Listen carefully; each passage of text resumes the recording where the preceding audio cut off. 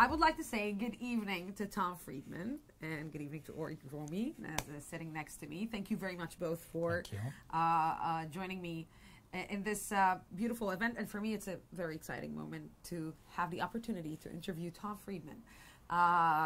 You know, I can start with a lot of questions. I have a lot of questions to ask you, and I'm really interested in what you have to say. But because we are here celebrating 1 year, the birthday of DemocraTV, I would like to ask you your opinion and your point of view about independent media, and what is the place that you think it has in this era of social media, Facebook, Twitter, and is it going to replace the traditional media platforms that we're used to take our news from? Well, first of all, Lucy, I'm so glad to be with you and my old friend Uri, and now my new friend you, and to be able to support this great project that I know Kobe has supported so much himself. So first of all, the honor is all mine to be here. You know, the thing about the internet, and this goes back to a book I wrote in 2005, The World is Flat, is that it's actually everything and its opposite. It can be incredibly diversifying and pluralizing and incredibly homogenizing. It can be incredibly democratizing and incredibly authoritarian. You know, it's all about what values you bring to it. And the beauty to me of something like DemocraTV is that you know, people who share a certain set of values about decency, mutual respect, the importance of democratic values and pluralism, rather than begging, can we please get 30 seconds on, you know, traditional television, can now go out and start their own. And if you're good, you can develop a following. And if you're really good, you can develop a really big following. And I think that's one of the great beauties of this moment, that it really has unlocked so much human potential. That's the upside. The downside is someone can start a similar channel focused on people who hate pluralism, who try to divide and disinform people. And so there's a constant struggle between the two. We shouldn't romanticize it. We shouldn't diminish it. It's really about the values you bring to it. But you know, Tom, I think that one of the biggest achievements that every journalist would like to reach is to influence, that his interview will influence, that the things that he's saying on air will get out there. And sometimes when you're independent, you don't have enough facilities, you don't have the power, the money to take your insights and to take your media and your content out there the way that you really would like it to be. And the question is, can it really be a fair player like for example, like CNN, like Fox News, like MSNBC, or Channel 12 and 13 here in Israel? Can you guys be a fair player, or can mean like an equal player? Exactly. Yeah. Oh yeah. You know, I'll just give you an example, Lucy. You know, this morning, one of my daily morning reading habits is I always read Real Clear Politics and Real Clear World. So it's an aggregator website. It leans right of center. That's not why I read it. Why I read it is that they actually aggregate all these different perspectives from around the world. So I might read something from Al Monitor or Die Zeit, or, you know, Beirut Daily Star or Arab News or whatever. And so again, the beauty of this moment is that if you develop a following, if you develop credibility, and most of all, if you develop the true currency of our business, which is trust, then you can develop a following. And that following gets big enough, the big boys and girls can't ignore you. And so that's really got to be your challenge. But the coin of the realm is really trust. You know, my teacher, Dov Seidman, likes to say, trust is the only legal performance enhancing drug. Trust is the only legal performance enhancing drug, because when you've got trust between yourself and your viewers, or in my case, between myself and my readers, and my sources, that's everything. That's the currency. So I look at my column. I have a column in the New York Times. I look at that as my currency. And one thing I never do is debase my currency, because that's my access. You know, I'll confess something. Well, it's not confessed. It's well known. I'm actually a little Jewish guy from a small town in Minnesota. Okay. Not anymore. Not anymore. Not anymore. I'll say one thing and one immodest thing. You know, I'm one of the most widely read columnists in the Arab Muslim world. Now, that is not a natural thing. That is not a natural thing. And the reason, if you ask me how that happened, how I was able to achieve that, because as you know, I'm not out there saying, you're all great, you're all wonderful, it's all the Yehudis' fault. You know, I'm actually in people's face a lot, okay? But there's two things that they know about me. One is that I'm a good listener. And listening is important for two reasons. One is what you learn when you listen. You learn a lot. All the stories I got wrong, Lucy, were because I was talking when I should have been listening. Yeah. And there's a few of those. But the second thing, much more important, is what you say when you listen. It's what you say when you listen. Listening is a sign of respect. And it's amazing what people will let you say to them or ask them if they think you respect them. And that's what, and one thing people in the Arab Muslim world know, I really respect them. In fact, I have very high expectations for them. In fact, when I get mad at them, it's because they're not achieving those expectations. But I'm not there to put them down. And when you build that kind of relationship with people, and I don't know, there's millions of people who you never meet, who you touch, they will listen to you. They'll get mad at you. In fact, they'll get mad at you much more when you criticize them than some other knucklehead who they don't respect. But that's what I've been trying to build with my readers, whether they're in China or India or Israel or Egypt, you know, that the trust that I'm not here to put you down. I'm here because I have actually very high expectations for you. And that's really, that to me is the coin of the realm. And if I were to bequeath Dream TV any, you know, sort of, you know, model, it's that trust model. Because when people trust you, why did King Abdullah of Saudi Arabia give me his peace plan, not one of his trained SEALs, you know, who, you know, are out there saying you're all great? It's because he knew that if I said it was real, other people would say, well, that's, I got to look at that. You know what I mean? So that's your power. But as a journalist, you know, because sometimes people say to me, boy, you're really influential. I tell them one very important thing. I do not wake up in the morning and say, wow. I am so influential. That's when you get in trouble. Okay, that's when you think I'm on Mount Olympus and I'm going to throw my thunderbolt down on Bibi Netanyahu or you know, Mahmoud Abbas or Hamas or whoever.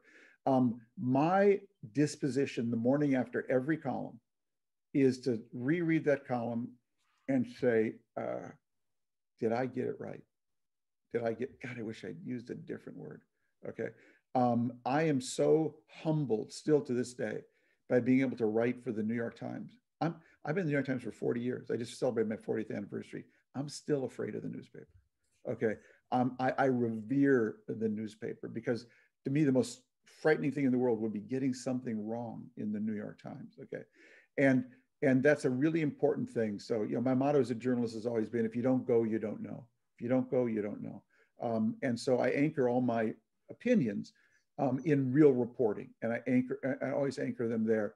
And you got to be focused on that. If you ever think you're on Mount Olympus and you can throw down thunderbolts or sit in your library and smoke a pipe and tell Israelis or Arabs or Russians or Chinese what to do, that's when you should retire. That's when you'll get in trouble, because that's when you won't go, and therefore you won't know.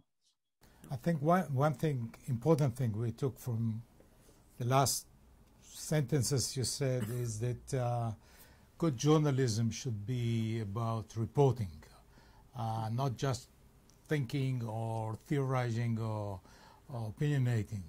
And second, coming back to Lucy's wish to become influential, I think it's independent media can be influential not necessarily by the number of followers or subscribers or viewers, but rather by the kind of people who want to come and be interviewed by you.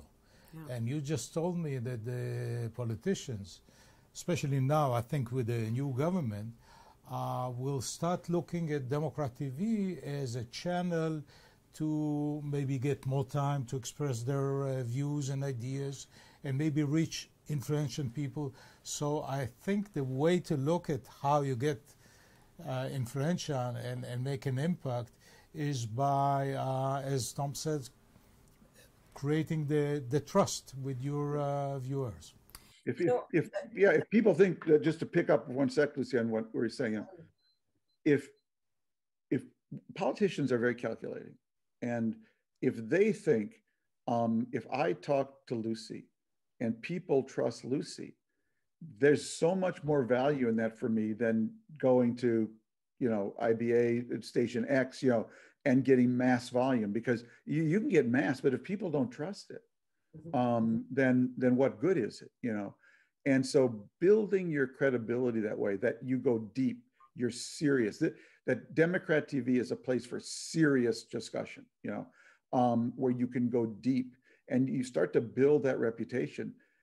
Politicians will be calling you, because now, if I do a great 15-minute as a politician conversation on DemocraTV, I can now splice it out, send it out, Twitter, Facebook,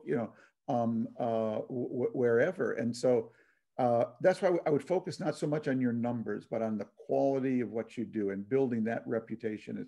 This is a place for serious conversation, right, left, or center, but you come here and journalism is going to happen here, not entertainment. Tom, I would like to ask you, nowadays we're experiencing, let's say, the culture of journalists who look at themselves like they're talents, like they're more like a movie star. And when I watch this, and you're talking about credibility, I ask myself, and I'm always being asked this question also, should you be objective, if you can be objective as a journalist, or you should be fair? Because I believe, and you can correct me if I'm wrong, that you cannot be objective as a journalist, because you come with your set of values, you come with your history, you come with things that you have an opinion on, and you bring them to your work. The question is if you are fair enough to look at all, let's say, the entire map, left, right, center, Jews, Arabs, to try to picture yourself going and going through or being on the other side. The question is if we should continue looking at journalism as an objective thing or as a fair thing. So that gets to a very important question, Lucy, and it gets to the question of what is objectivity. Now, this is something I had to think about a lot, because I wanted to be, I went to undergraduate at Brandeis. I'd spent a semester abroad at the American University in Cairo, the Hebrew University in Jerusalem. Then I got a graduate degree, sort of classic Arabist British education at Oxford. And then I started out as a journalist at UPI. But I wanted to, and this is in the late 1970s now, this is a very different time than today. And I wanted to be a reporter in the Arab world. Well, the New York Times at that time had a rule that they would never send a Jew either to Israel or the Arab world, and most people felt that way. So I actually had to think a lot about what is objectivity, so I could persuade an editor that I could be objective. And I think what people don't understand is that objectivity is actually a tension. It's a tension between two things, understanding and disinterest. So I can't possibly, Lucy, write a fair article about you if I don't understand you, if I don't almost look at the world through your eyes. But I also can't write a fair, objective article about you if I don't maintain some distance, some disinterest. And so objectivity is always a tension. It's not one place. It's not fair, unfair. It's actually, if you're not feeling that tension, okay, you're not being objective. It's a constant tension. And I always used to tell people, sometimes, that tension may lean, I may be just a little too understanding of Lucy, or I may be a little too disinterested. You know what I mean? So you can go back and forth. But the big mistake people make is they think that objectivity is the same as ignorance. So if we want a fair reporter in Israel, we'll get a Gentile from Montana who's never met a Jew or Arab in his life, and we'll plunk him or her down in Tel Aviv, and they will give us objective journalism. Well, that's crazy, because I can't possibly be objective about you if I don't understand deeply something about you and where you come from. And so what I always used to tell people, to this day, what I tell people is that I'm on a journey. I'm in a conversation. So if you want to understand what I'm thinking, do not take just this column or this news story and say, this proves, we found the secret, Tom Friedman is pro-Palestinian or whatever. No, I'm in a conversation. I'm engaging with this material. And it's not a one-time thing. So you want to judge me? Tell me at over a year, I was too disinterested or I was too understanding. I mean, that I wasn't quote unquote objective, because you looked at my copy over a year, but one little article, that's really crazy. And that's what people try to do. They try to knock you off your game. And so, you know, I wrote 8 columns about MBS in Saudi Arabia. They were very controversial. People simply focused on the first one, and they didn't even focus on the first one. They focused on the top half of the first column. The top half of the first column was what MBS, and the headline, which said Arab Spring Saudi style. And so in the top half of the column was about what MBS was doing at the Ritz-Carlton, whatnot. And then it pivoted, very important graph. It pivoted to say, but that's actually not the most important thing going on here in Saudi Arabia right now. The most important thing going on here is that a Saudi leader is reversing the trends of 1979. Sure. And most people didn't even know what the hell I was talking about, okay? Because they weren't alive. And so, and I then went on to write 8 more columns over the next year before the assassination of Khashoggi. I'm as proud of those 8 columns as anything I've ever written, because if you see what's going on in those columns, I'm engaging with them. I'm ringing alarm bells. I'm saying this kid needs a coach. This kid needs a coach. Be careful. He's got a real upside, but a real downside. And so there's so much just gotcha bullshit out there right now. And that's why I will tell you, this is God's truth. I've never looked at Twitter. I don't know what it looks like, because I didn't go into this business in order to be looking over my shoulder. I don't care about Twitter any more than I care about a guy who drives up to me at a stoplight, you know, rolls down his window and screams, "Friedman, you suck." Okay. All right. That's, to me, you know, from what I know of Twitter, that's sort of what it's about. I didn't come into this business to be looking over my shoulder. Okay. Now I use Twitter. I have almost 1 million Twitter followers to broadcast my columns. And if Uri comes to me and says, "Tom, would you tweet about Dream TV?" I will do that. You know, I just put on Twitter this morning for a friend of mine. But I've written about 5 tweets in my life, and I don't know how to do it, so my assistant does it, and I don't even know my password. Okay, so but that's because I'm here to engage, you know, with you. I'm not here being a columnist and being a journalist. This is not a friend growth industry. I'm not in a friend growth business. And if you don't like me, I don't care. Okay, and I'm not here to be popular. I'm here to try to be as true as I can to the story, as objective in the way I see it. That tension between understanding and disinterest, and build as much trust that way.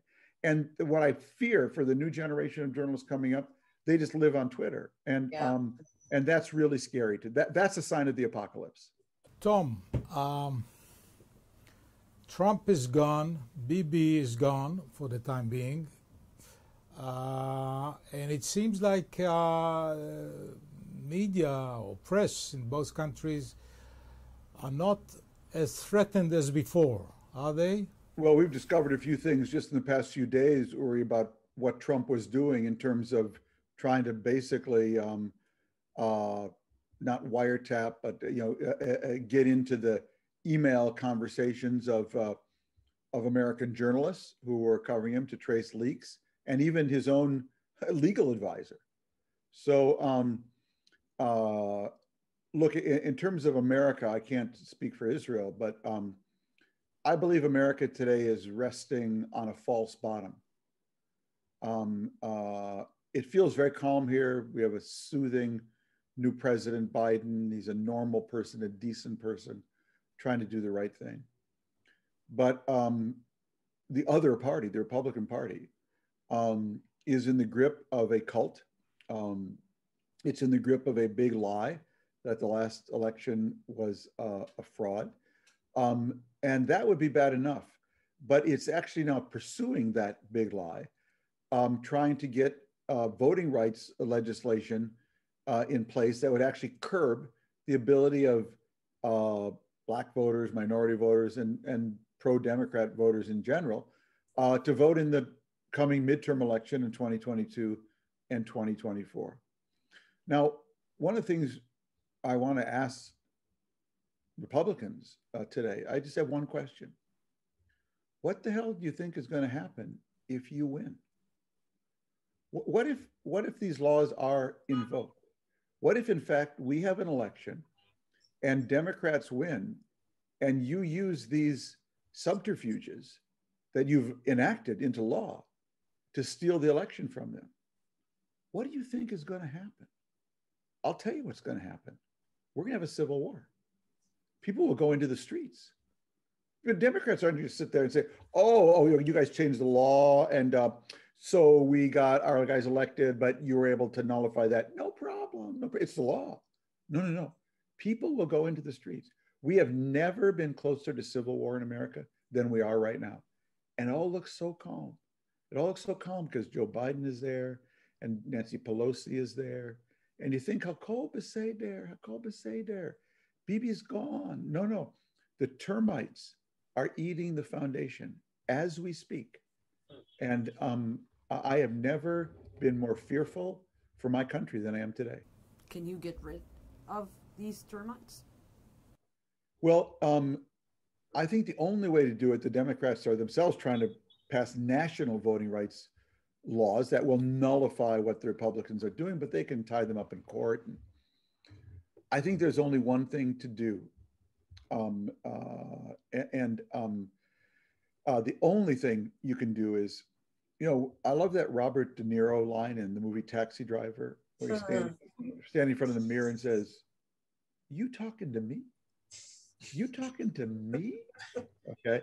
So I think that what African-American and minority voters in America need to say is, you talking to me? You don't want me to vote? Oh, well, take this. I'm going to get up at 5 a.m. to get in that line. I'm going to get up to 5 a.m. to find that single voting box that you have confined me to. I'm going to do whatever the hell it takes. You talking to me? Okay. All right. And I think that's like the only answer. Don't just win. Don't just win big.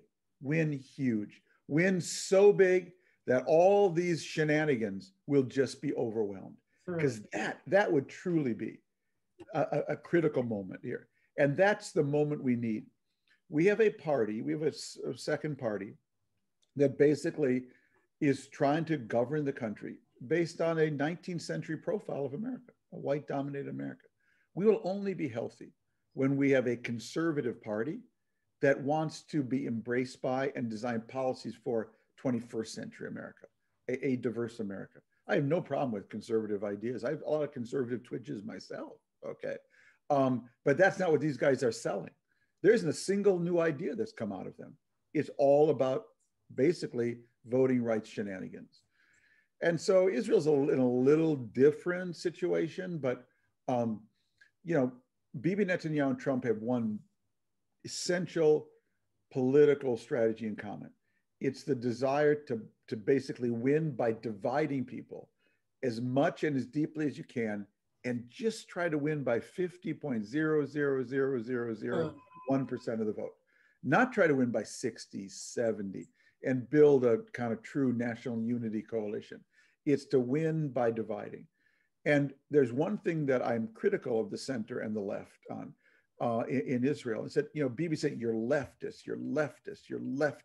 And so then they run away from that and they, oh, please just don't call me a leftist. I didn't need a leftist. You know what I mean?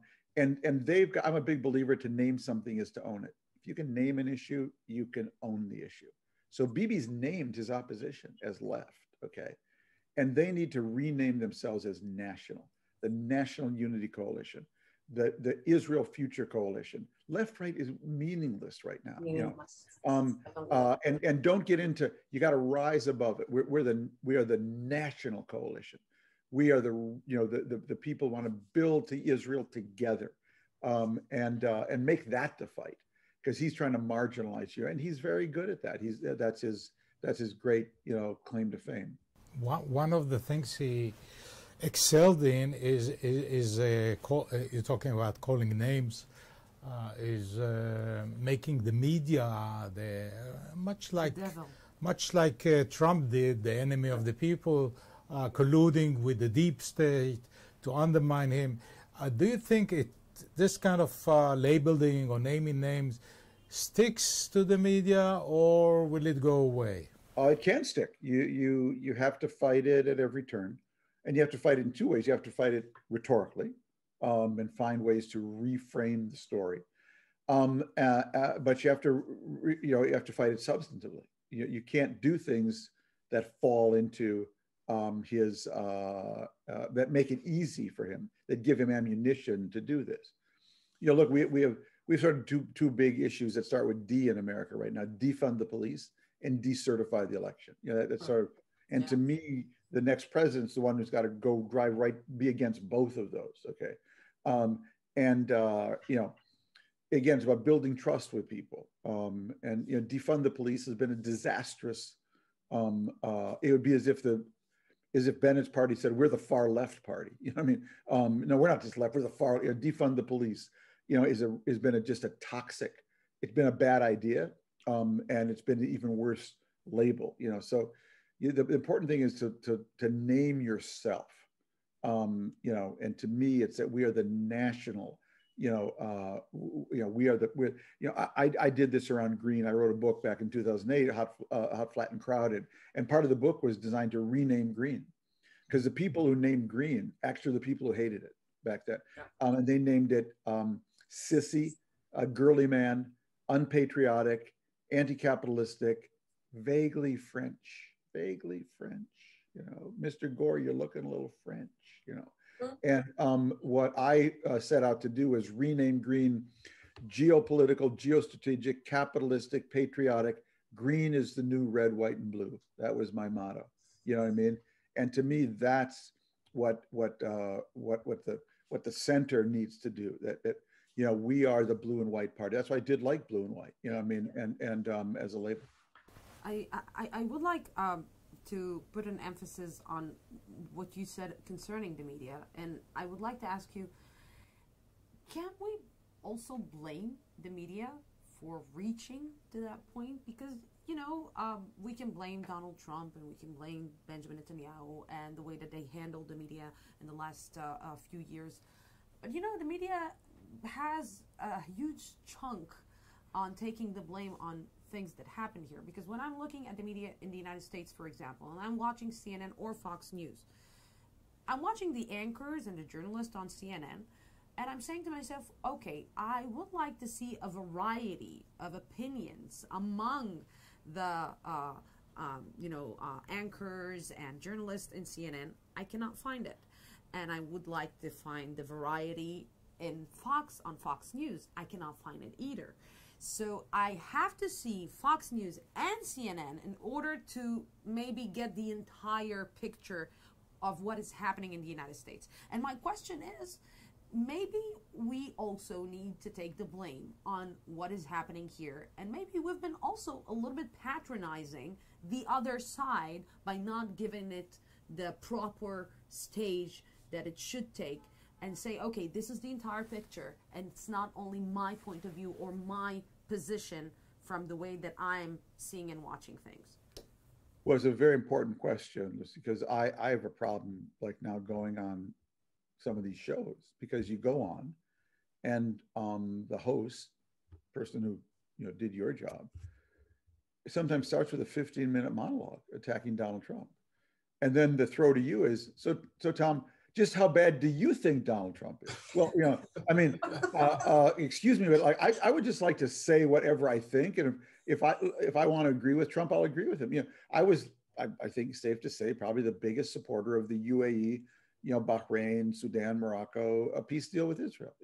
It's just a good thing. It's the more the Middle East looks like the European Union and less like the Syrian civil war, that's a good thing. So I wrote that. I wrote that. I got criticized by a lot of people. Trump actually called me up. He called me on the phone. We know each other, and he said, "I can't believe the New York Times let you say that." I said, "Donald, I can say whatever I want, and when you do the right thing, I'll support you."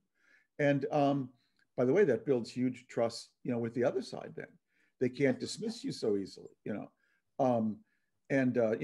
these people on the left, they wrote, "Oh, this deal, it was just a arms deal for the UAE. It was, greased with arms."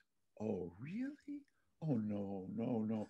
They didn't sell arms as part of this deal. Have you ever heard of the Jordan-Israel peace agreement and the plane called the F-16? Have you ever heard of Egypt-Israel peace agreement and $3 billion a year for I don't know how long in military sales? Oh, no, no. They didn't grease it with arms. Welcome, boys and girls, to the real Middle East. In the Middle East, you get big change when the big players do the right thing for the wrong reasons. If you wait for everyone to do the right thing for the right reasons, you wait forever. But once they do them, like this National Unity Coalition in Israel, you could say they did the right thing for the wrong reason, just to get rid of Netanyahu. Yeah. But once you start, and once you bring an Israeli Arab Islamist party in, and once that party is interacting every day, and Israelis see that with a national religious, pro-settler party, who knows what's going to happen? Who knows?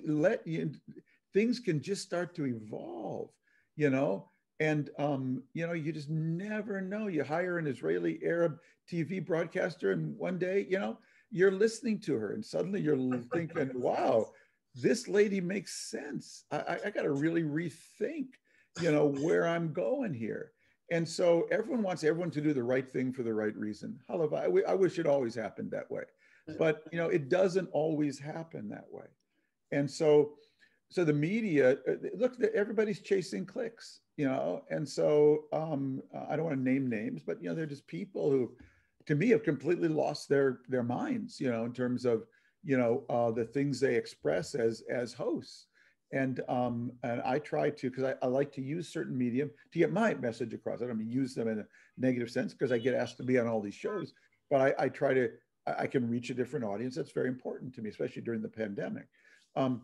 But it got very uncomfortable for me sometimes, because I don't need you to ask me leading questions. And if I want to be pro-Trump, because look, my view of Trump on China is Donald Trump was not the American president Americans deserve, but he was the American president China deserved, And, so I would make those kind of distinctions. When Trump assassinated Qasem Soleimani, I wrote one of my actually all-time favorite columns. I was actually in New Zealand, and my editors called me and said, the Trump administration assassinated Soleimani, you have to write a column. I said, guys, I'm in New Zealand. I'm on vacation, you know what I mean? I couldn't be farther away. And I went to bed and I woke up and I wrote, really, in 40 years, one of my all-time favorite leads. And it was that America just killed the dumbest man in Iran. America just killed the stupidest man in Iran.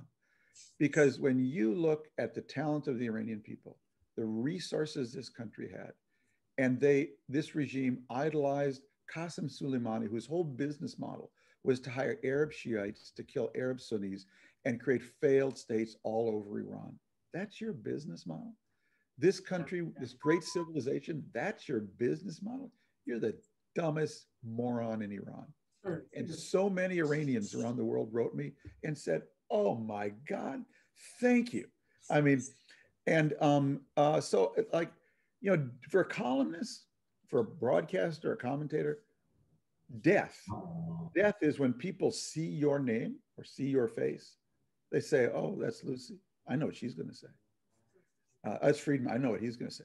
No one has any clue what I'm going to say, because I don't know what I'm going to say, until I report it, research it, and think about it without fear or favor. Because, on the wall with Mexico, I actually sort of supported Trump with that too. I said, I'm for a very high wall with a very big gate. I'm for a high wall with a big gate, okay? You got to assure Americans that you can protect your border. Then once you do, I'm radically pro-immigration. But, that's how my mind thinks, In the Middle East, Leon Wieseltier coined this term, and I really liked it. When it comes to the peace process, I'm a bastard for peace. That's what I admired about Rabin. I'm not a friar. Boys and girls, don't try that on me. I didn't come to Israel via Detroit or Paris. I came via Beirut, okay? I have no illusions what's going on the other side, okay? But it's all about what you do with that, what you do with your perception of reality. So yeah, I know who you're dealing with. I'm a bastard for peace. I'm hard-nosed about it. On green, I wrote a column 2 weeks ago. I'm not a nice green. I'm a mean green. You got to be a mean green. If you want to go up against ExxonMobil, you got to be as tough as ExxonMobil. You want to make peace with Palestinians, you got to be as tough as the situation requires. So, and when people feel that, that's what Rabin had. They say, you know what? because people don't listen through their ears, they listen through their stomach. And if you make a gut connection with them, they're going to say, Lucy, I don't need the details. I trust you. It gets back to trust. If you don't have that gut connection with them, they're going to say, Lucy, could you show me those details again? Could you show them to me again and again? So my goal as a journalist is always, and that's what Rabin had. People say, and that's what Sharon had. Definitely. I always tell journalists who work in Israel, Israelis just have one question for you. You just have to pass a very simple test when you go. One question: do you know what neighborhood I'm living in? That's all I ask. Do you know what neighborhood I'm living in? Okay. And if Israelis trust that you understand what neighborhood they're living in, you can actually say they'll listen to you. But if you come in there and you just say, look, well, Hamas is misunderstood and what I mean, it's just, and it's the hardest thing I find in writing about Israel, to persuade people that to write effectively about Israel, I believe you have to hold three thoughts in your head at the same time. And a lot of people can't do that.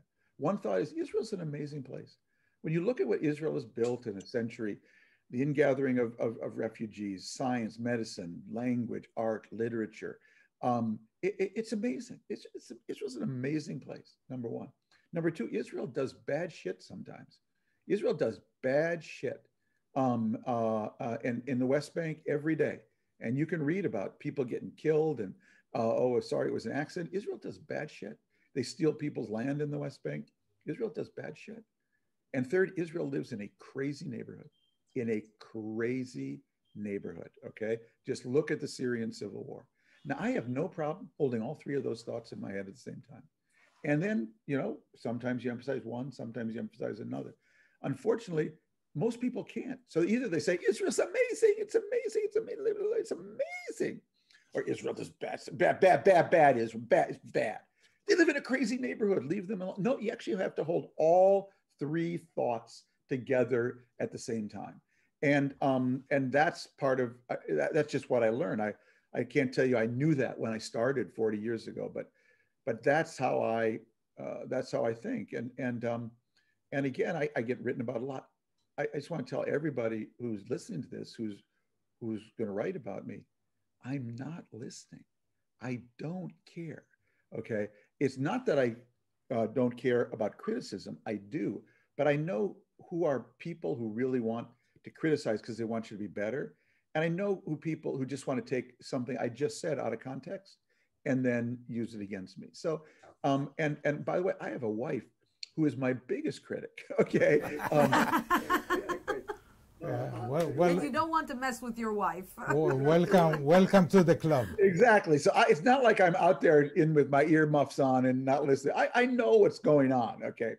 But it's the fair criticism that goes right to my heart. When someone who I trust, if Uri called me up and said, Tom, that piece was not fair. Oh, I would go back to the drawing board. Okay. But some knucklehead from some right-wing Jewish media, monitoring site, I literally couldn't care less. It's just completely indifferent because they're actually not about journalism. They're about politics. Yeah, of course. Uri would be interested in improving my journalism. They want to take me down. Okay. They want to get rid of me as a journalist. All they're about is taking me down. So I'm just not interested in that at all. And Tom, I'd like to ask you something.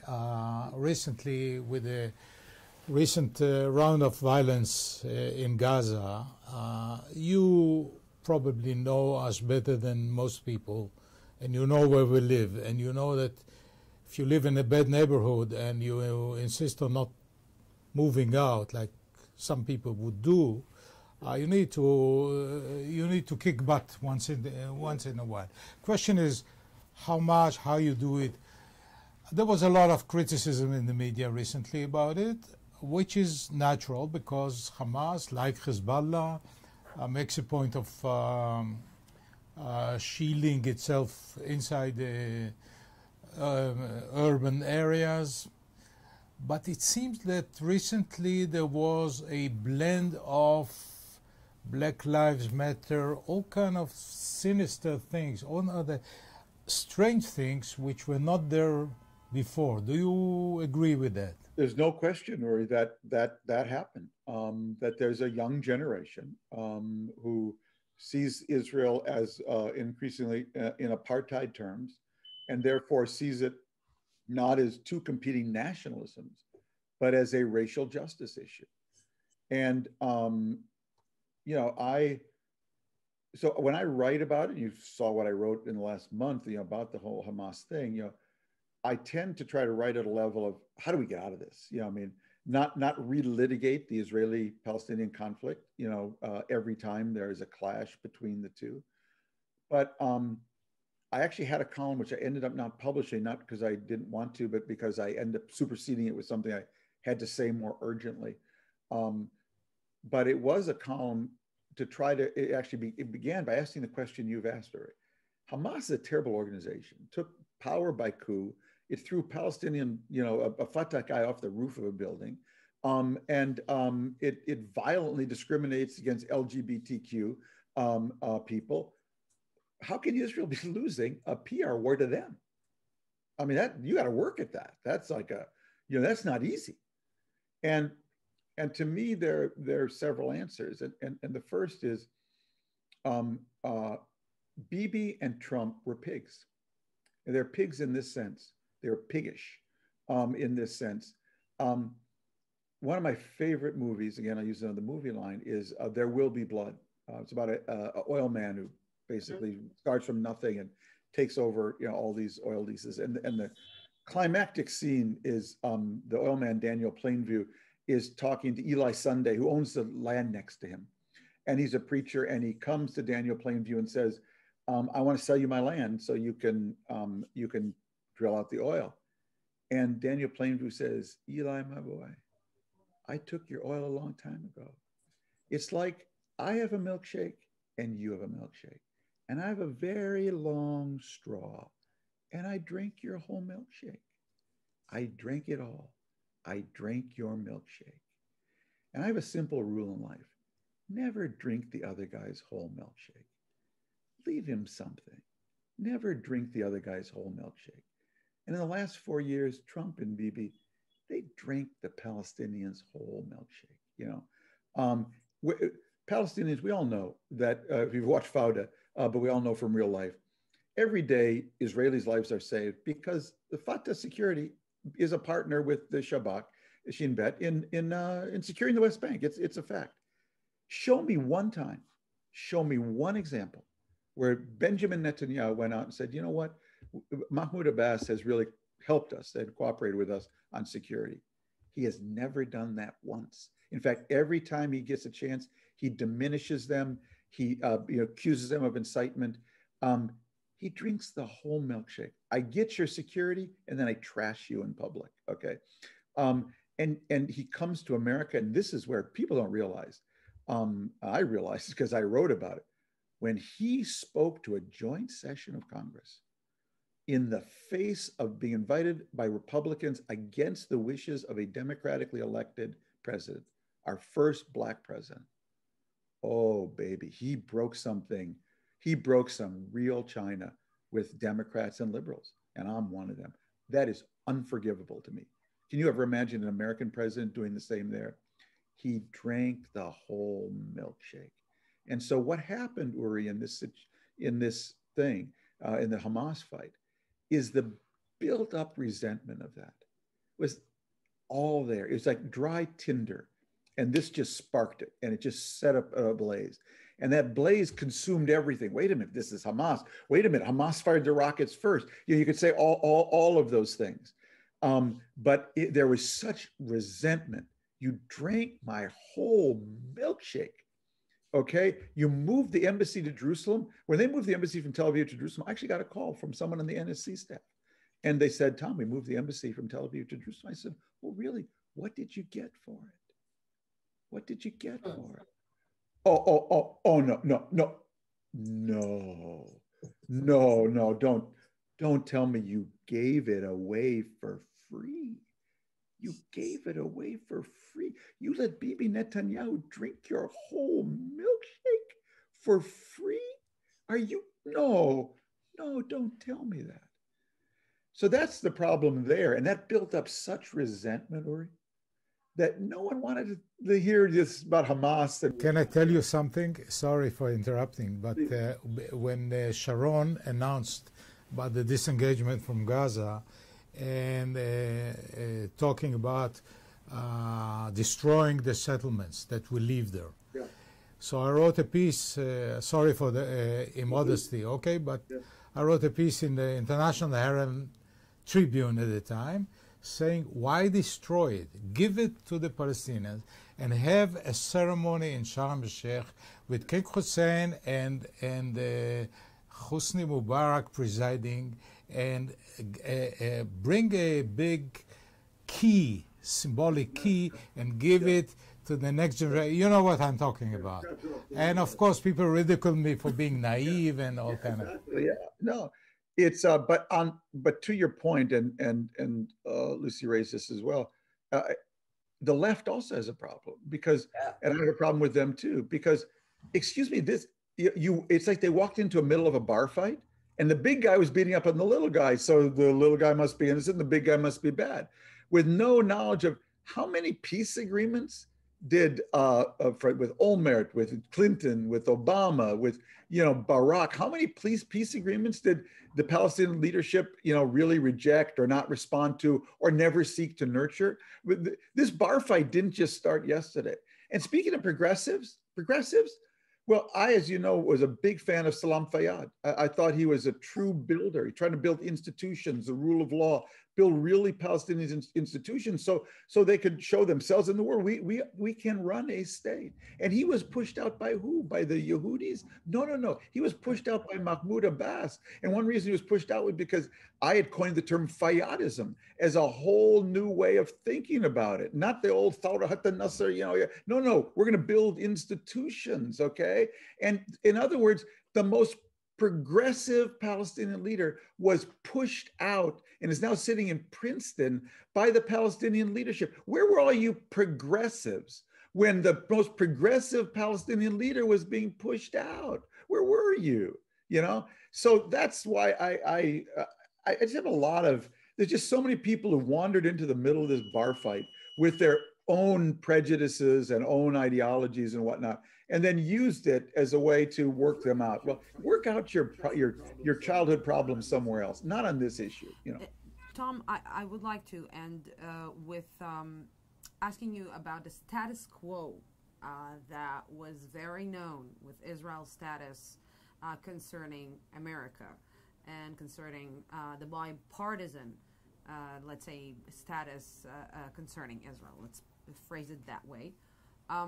Do we will it take a long time to rebuild the trust and the relationship between Israel and the Democratic Party?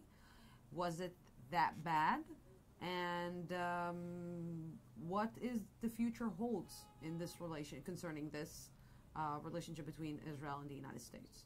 Well, there's a near, if you look at the young generation, there's a near collapse of affection for, identification with Israel among sort of rising, liberals and progressives on college campuses. I wrote several times over the last 12 years that Bibi Netanyahu, you can get Republicans to, grease the skids to speak in the U.S. Congress, but he can't speak at the University of Wisconsin. Yeah. Bibi Netanyahu tried to speak at the University of Wisconsin. They would have to bring out the National Guard. Now you ought to think about that. And that message got to him because one AIPAC conference, he opened it up by saying, is there anybody here from Wisconsin? Okay. So there's been a collapse at the sort of the youngest edge of the progressive movement on the issue of Israel. Something has been badly eroded. And then when Ron Dermer, Bibi's ambassador, says, who needs the Jews? We've got evangelicals. Oh, you're going to rely on evangelicals to get you billions of dollars in aid every year and support you on college campuses? Do tell me how that works out for you. Right often, okay. It's just such madness. Now, here's where the real problem is, though, Lucy, and it's actually internal to the Jewish community. If there is no two-state solution anymore, if it's just a one-state solution, and the one-state solution is either that we grant all Palestinians in the West Bank equal rights, and we threaten the project of a Jewish democratic state, or we systematically deny them those rights. And it's apartheid. It's apartheid. That issue, if that's the choice, that issue will blow up every synagogue, every Jewish institution, all over the world. Because my synagogue, I belong to a little synagogue here, helped start. Everyone's going to be asked, where are you on that issue? Are you for apartheid or are you against apartheid? So the reason, the last column I wrote on this was, by the way, it's also going to blow up the Democratic Party. Yeah. Are you with that Israel or this Israel? And so the last column I wrote was, boys and girls, you better at least preserve the fiction, if not the reality, of a two-state solution. Because if that's gone, oy vavoy, then you really are in a whole new world. And it will blow up the Democratic Party. You can already see it, with what's going on, the tension between Ilhan Omar and Rashida Tlaib and other Democrats. That will just grow, okay? And right now, that's when there still is at least the fiction of a two-state solution. And to me, the great historical legacy of Bibi Netanyahu, yeah, Israel's richer, more global. Hey, I'm all for that stuff, be connected in the world. I wrote a book about it. Is that I think he actually destroyed the prospects of there ever being a two-state solution. And speaking of that, the question I always wanted to ask him was, La'anza. How does this end? How does this end well? Tell me how it all works. Yes, maybe India and China will have good relations with you, even Saudi Arabia, because they don't care about the Palestinians. But look where the rising generation is. People say Bibi's great achievement was that he proved that you don't have to solve the Israeli-Palestinian conflict in order to, for Israel to thrive. Yeah, for now. But did somebody declare 2021 the end of history? I think that's a really premature judgment.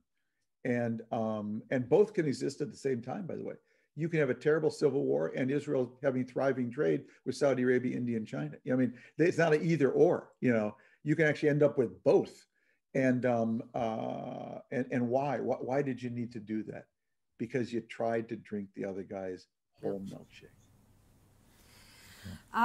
Tom Friedman, with even some people will think that it's ended up on a pessimistic note, but it didn't. Actually, I have to say. But we learned so much, and thank you very much for this great opportunity to speak with you and to hear your insights and to hear your voice, which is very important voice in the United States and here in Israel. Thank you for the privilege, and we hope to host you again here on see him in person. I hope to see you in person. If you're coming to Israel, you're more than welcome. And if I will come in the near future to New York, I will try to get you for a coffee. Please, you come to. I live in Washington, you live in not New York. Yeah, so and you're both welcome. This was a wonderful conversation. Thank you so much. Doing it more in Israel. Thank you. Tom Friedman, thank you very much for this conversation. Bye bye. תודה רבה לצופים ולשותפים של דמוקרטTV. התוכנית הזו אפשרית רק בזכותכם. בימים כמו אלו הולכת ומתחדדת החשיבות של ערוץ תקשורת שלא מפחד להביע עמדה נחרצת בעד הדמוקרטיה ובעד שלטון החוק.